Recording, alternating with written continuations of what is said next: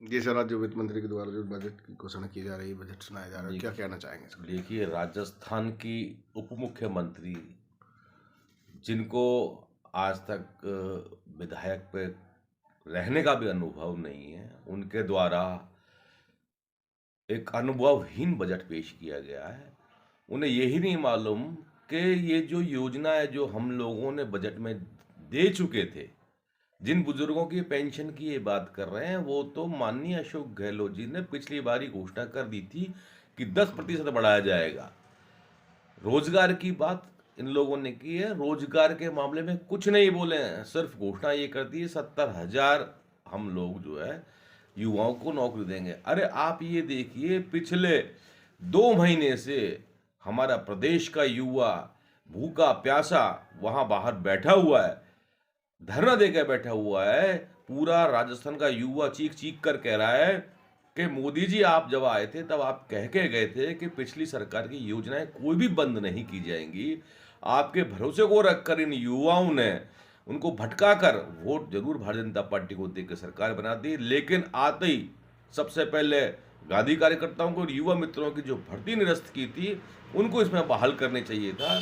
हर बार जब मोदी जी और भारतीय जनता पार्टी के नेता ये बोला करते थे कि राजस्थान में सबसे ज़्यादा वैट है डीजल और पेट्रोल पर, बार बार कहते डबल इंजन की सरकार बनाइए, हम लोग तुरंत वैट कम करेंगे। आज तक वैट कम करने का कोई प्रावधान नहीं रखा। पूरे 2 महीने से इस प्रदेश की जनता इंतजार कर रही है कि ये लोग डबल इंजन की सरकार वाले लोग हैं, ये इस वैट को कम करेंगे, लेकिन कोई वैट के नाम पर कोई बात नहीं कही गई है। दूसरा, सारे कर्मचारियों को जो हम लोग कह चुके थे कि ओल्ड पेंशन स्कीम हम लोगों ने लागू की थी, जब सत्ता में थे उस वक्त ये लागू की गई थी।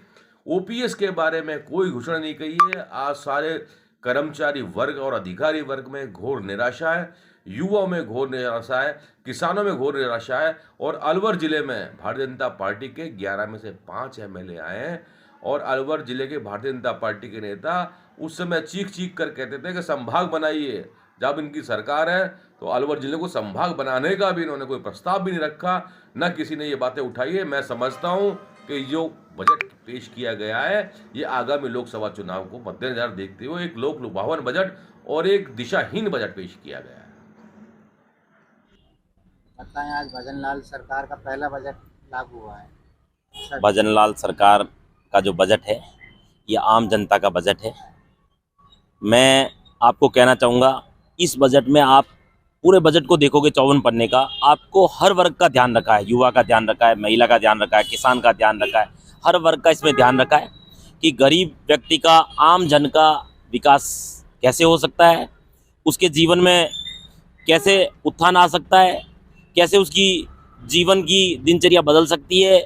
और रोज़मर्रा के जो काम हैं इसमें रोज़मर्रा में हर चीज़ का ध्यान रखा है, शिक्षा हो, चिकित्सा हो, किसी भी प्रकार का आप देखो। जिस प्रकार से अभी वर्तमान जो बजट हुआ उसमें घोषणा हुई है कि भाई 6,000 सम्मान निधि जो किसानों को मिलती थी उसको बढ़ा के 8,000 कर दिया साल का। उसके बाद में पहले केसीसी कार्ड आता था, इस प्रकार से गोपालकों के लिए 1 लाख तक का जो ऋण मिलेगा वो गोपाल क्रेडिट कार्ड GCC के नाम से आज लॉन्च किया। मैं कह रहा हूँ इससे बढ़िया कोई बजट नहीं हो सकता कि महिला होने के नाते महिलाओं को तो इतना ध्यान रखा है कि आप आने वाले आप समय में देखना महिलाओं का किस प्रकार से इसमें वो नजर आएगा प्रतिनिधित्व। कांग्रेसियों का अपमान है, जो कहना है कि जो पुरानी योजनाएं थी उनका नाम ही बदल। कांग्रेस ही सिर्फ हवाई करते हैं। इन्होंने जो भी बजट 4 साल 5 साल के देख लेना, उस कोई भी बजट को इन्होंने पूरा किया हो तो उसको आप निकाल के देख लो आंकड़े। हमारा जो बजट होता है भाजपा का, वो बजट पूरा करने के लिए होता है, ना कि लोगों को लुभावने लालच देकर वोट लेने के लिए होता है। हमारा भारतीय जनता पार्टी की विचार ही ये है कि हमको सिर्फ काम करना है, हमको दिखावा कम करना है, काम ज्यादा करना है। पेट्रोल डीजल का जो मेन मुद्दा था उस पर कोई नहीं, पेट्रोल डीजल पे भी जो बात है उस पर विचार जो होना है, ऐसा नहीं है कि इस बजट से ही बात है, कोई वो बातचीत है तो वो उसके लिए हमारे मुख्यमंत्री जी, वित्त मंत्री जी, जो भी संबंधित विभाग है वो पक्का देखेगा और विचार करेगा। लेकिन अभी वर्तमान में जो बजट है, पेट्रोल डीजल के अलावा जो कितने छोटे छोटे मुद्दे थे, छोटे छोटे काम थे, उन सबको छोटे छोटे, मैं महाराणा प्रताप जैसे स्मारक का, महाराणा प्रताप की भूमि जो वीरों की भूमि है उसके उत्थान के लिए किस प्रकार डेवलप किया जा रहा है, हमारे मंदिरों के कितने मंदिरों को बढ़िया करने के लिए, उसको सजावट करने के लिए, उसको आज तीर्थ स्थल बनाने के लिए जिस प्रकार से बजट में ध्यान दिया है, मैं कहना चाहूँगा इस देश की संस्कृति और सुदृढ़ता को ध्यान में रखते हुए ये बजट पेश किया है। जी साहब, आज जो बजट पेश किया जा रहा है उसको लेकर क्या कहना चाहेंगे? हर साल की भांति इस वर्ष भी राजस्थान सरकार ने, जो कि नई सरकार भाजपा की आई है, उसमें महिला वित्त मंत्री द्वारा राजस्थान का मौजूदा 1 वर्ष का बजट आज सदन में प्रस्तुत किया, जिसे मैंने आज टीवी के माध्यम से सुना, वो उसको समझ पाया।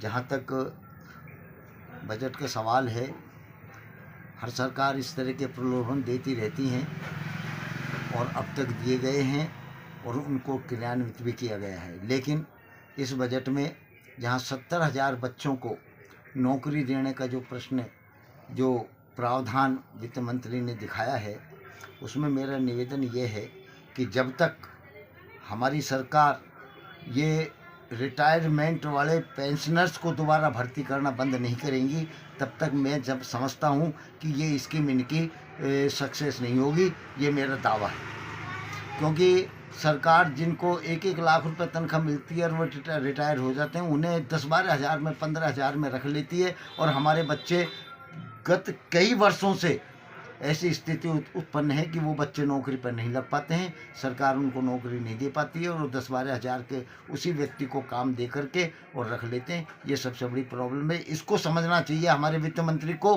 कि ऐसे आदेश निकाले जिसमें कि भाई पेंशनर्स को जो रिटायरमेंट हो गए उनको किसी भी प्रकार से, किसी भी तरह दफ्तरों में दोबारा नहीं रखा जाए और नवयुवकों को चाहे वो 12 हज़ार दे, चाहे 15 हज़ार दे, लेकिन उनको नौकरी पे दिया जाए। जिससे एक बहुत बड़ा लाभ होगा कि जो हमारे आज के बच्चे इधर उधर घूम रहे हैं, असामाजिक तत्वों के साथ घूम रहे हैं, असामाजिक कार्रवाई कर रहे हैं, चोरी चक्कोरी कर रहे हैं, इधर उधर की जो गतिविधियां, खराब गतिविधियां कर रहे हैं, ये सारी बंद होगी। इससे बहुत बड़ा लाभ मिलेगा राज्य को। मेरी वित्त मंत्री से निवेदन है, कृपया इस बारे में गौर करें। दूसरी बात, राज्य के विद्यालयों में पढ़ने वाले बच्चों को वित्त मंत्री ने 1,000 रुपये महीना देने की घोषणा की है। बहुत अच्छी बात है, मैं इसको बुरा नहीं मानता, लेकिन उन बच्चों के लिए उनको करना चाहिए था जो बच्चे अच्छे नंबर ला करके विद्यालय का नाम करें।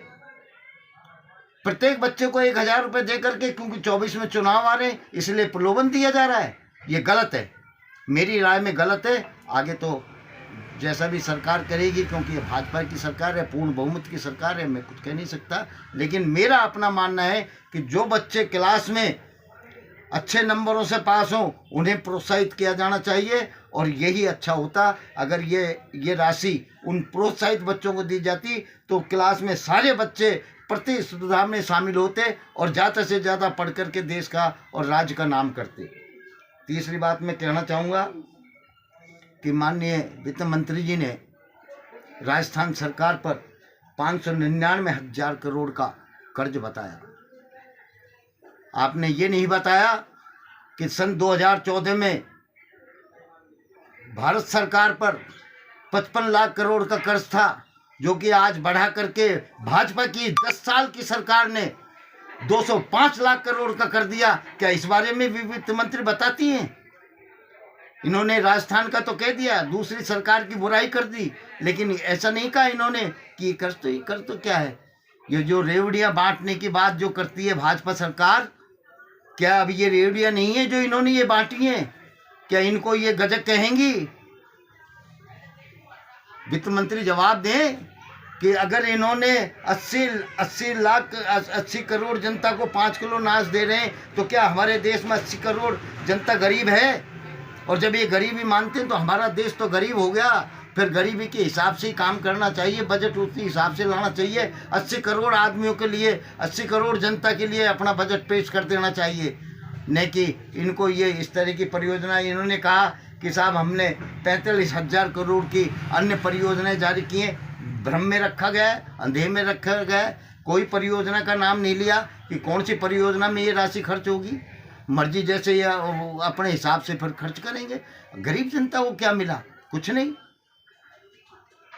उज्ज्वला योजना पे भारत विकसित यात्रा चल रही है, उज्ज्वला योजना में कनेक्शन दे रहे हैं, तो पहले जो कनेक्शन थे जो टांड पे रख दिए गए या वो बिक गए, उनकी तो सर्वे करा लें कि कितने आदमी वो सिलेंडर ले रहे हैं, वो ब्लैक में चल रहे हैं, उनको तो पूछ लें पहले।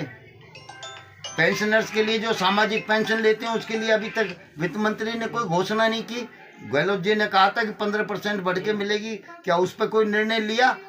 ऐसा जो पुरानी सरकार की योजनाएं थी वो बहुत अच्छी थी, और अब की जो बजट इन्होंने दिया है मेरी समझ से गरीब ऐसायों के लिए बजट नहीं है, ये अमीरों का बजट है, ये सरकार का स्वयं का बजट है, स्वयं के मंत्रियों का बजट है, स्वयं के ऊपर खर्च करने का बजट है। इसके अलावा मेरे को इसमें और कुछ भी सार नजर नहीं आता। धन्यवाद।